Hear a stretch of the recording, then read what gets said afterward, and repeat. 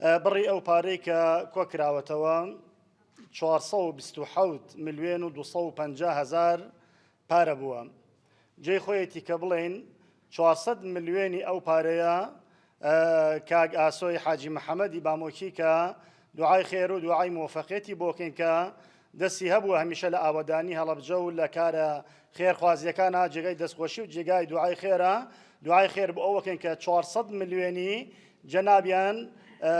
زەحمەتیان کێشاوە و بەشداریان کردووە لە کەمپینی هەڵەبجە و 400 ملیۆن لە پارەکە ئەو دابینی کردووە و 27 ملیۆنیشی لە هەر ناو هەڵەبجە و سیروان و خورماڵ کۆکراوەتەوە کەوا ڕێژەکە هەمووی ئەکاتە 427 ملیۆن و 250 هزار. ومێ دەکەین ئینشاءڵڵا